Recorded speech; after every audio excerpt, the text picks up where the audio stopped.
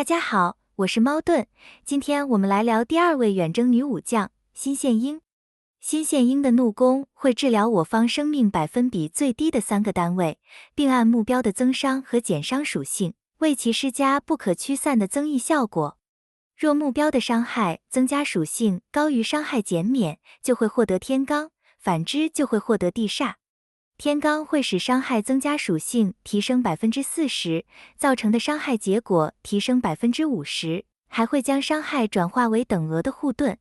新线鹰所提供的增伤效益是极度夸张的，你甚至可以称它为全游戏第一增伤效果，而且它还能使伤害完全转为护盾，是一个攻防一体的技能，并且效果比符兽的还要好。不过新线鹰的技能有2个比较严重的问题。第一是它的怒弓目标是生命百分比最低的3个单位，你很难让它准确地附加在你的主力输出身上，除非你的主输出正好站在对方主输出的攻击范围内，或是有一些嘲讽技能才能办到，这会有一定的随机性。第二个问题是技能的持续时间无法持久。天罡和地煞的效果虽然是永久的，但只要获得天罡的武将造成单体攻击后，天罡就会被转换成地煞，效果就会不一样了。最常见的单体攻击就是普攻，假设获得天罡的武将需要在普攻后才有足够的怒气发动怒攻，这时他身上的天罡效果早已变成地煞，即使发动怒攻也享受不到天罡的增伤，可谓看得到，但却吃不到，在使用上会有一定的看脸成分。地煞会使伤害减免属性提升40%，并且造成的控制效果额外触发2次，且延长1回合。这也同样是一个对控制型辅助武将非常好用的技能，但老问题还是一样，普攻后才发动怒攻，增益就会被改变。是否能够让适合的武将去使用适合的增益效果，就是新线鹰怒攻要面临的最大的问题。想重新改变增益，需要1回合的时间。即使普攻后获得了适合你的增益，但此时若你没有足够的怒气释放怒攻也是徒劳。等到下一次可以怒攻时，增益可能又被换掉了。所以不管是输出还是控制型武将，他们真正能吃到符合自身收益效果的时间真的不多，也许只有1回合，也可能完全吃不到。这个随机因素真的非常大，也很难透过手动来调整，真的是好看不好吃。如果硬要拿来做对比，新线鹰的地煞效果还是会比天罡好用的。毕竟它增加的效果中还有伤害减免，这个即使无法出手怒攻也能生效，并且对所有类型的武将都有效，因此新线鹰是比较适合用来支援辅助型武将，多过输出型武将的。特别是同时拥有控制和真伤的辅助型武将，因为他们能同时吃到天罡和地煞的2种效果。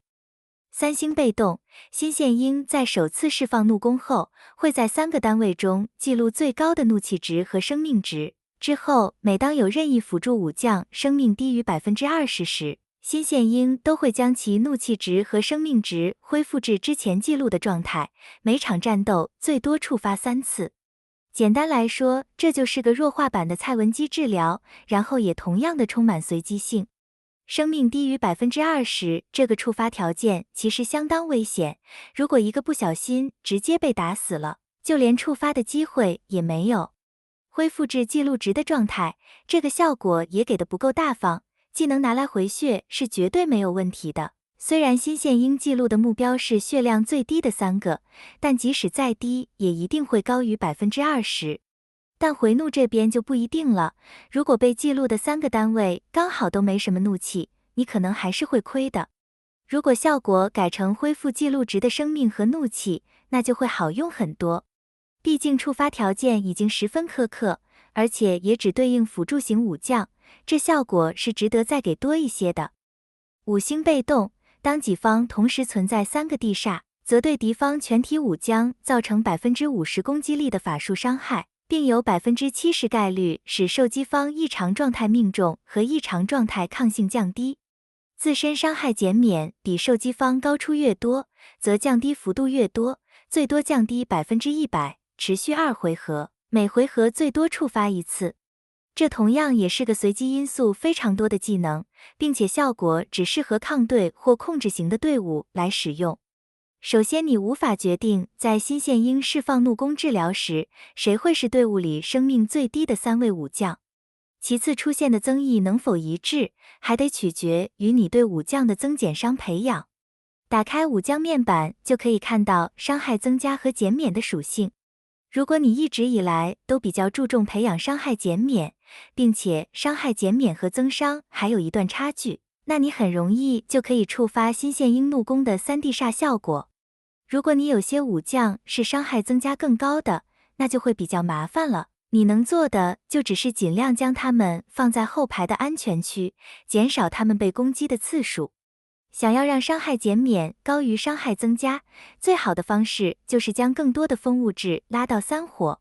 你的伤害减免属性和对方的伤害增加属性之间的差异，也将决定这个被动技能的收益效果。对于有天生优势的高战玩家来说，这个被动可以使双方的异常命中和抗性差距扩大，导致低战玩家无法使用控制型队伍来实现越战。所以新线鹰是有防止被控制型武将越战的功能的。5星被动其实也间接地证明了新线鹰还是以使用地煞为主的。异火被动，新线鹰会在开场为自身释放1层不可驱散的归星，每次受到怒弓伤害，归星层数就会增加1层，最高可叠加8层。归星会使新线鹰在受到怒弓伤害后恢复伤害值的 50%， 且每层使自身回合内治愈率提升 30%， 是一个能增加新线鹰自身坦度的技能。当然，它的效果还不仅如此。当己方整体血量低于 50% 或首回合结束时，它还会消耗1层归星，来治疗全体魏国武将。看到这里，相信大家都对新线鹰能加入的队伍已经有一定的概念。控制加上魏国，能符合这2个条件的就只有脏水队和魏国女团队。新线鹰在站位上也更适合站前排。站前排除了能承受更多的怒弓，增加归星的层数外，早点释放怒弓也可以记录到更高的生命值。3火被动会在第2回合开始，己方仁义武将转化自身天罡或地煞时，为其恢复300点怒气，整场最多触发8次。这个技能和福寿的首回合普攻额外回怒300点很像，差别只是它在第2回合才开始触发，而且回怒的对象会比较集中。5火被动，若消耗归星时产生过量治疗，则提升全体魏国武将 50% 最终抗爆率，持续2回合，不可叠加。这里又是一个只给魏国的效果，这也同时大大的降低了新线鹰的泛用性。触发条件过于困难，也让这个被动基本只能在魏国女团队里有机会被触发，而且还不是每个人都可以吃到效果。整体来说是个非常失败的5火被动，至少在目前的环境里还是没办法很好的发挥的。新线鹰的羁绊，只要上阵至少3名辅助武将就能激活。羁绊会提升新线鹰 15% 免伤，并且还会在归星结束时为敌方累击造成伤害最高的武将附加持续1回合的眩晕和沉默。若归星层数不小于5层，则有 60% 概率为其相邻武将施加持续1回合的沉默效果。如果此时新线鹰身上还有地煞效果，这些控制都会被延长至2回合。这应该是新线鹰最好用，也是最能稳定触发的技能了。配合5星被动的降低异常抗性效果，新线鹰相当容易就可以控住对面的主输出。最后来说说新线鹰的抽取建议。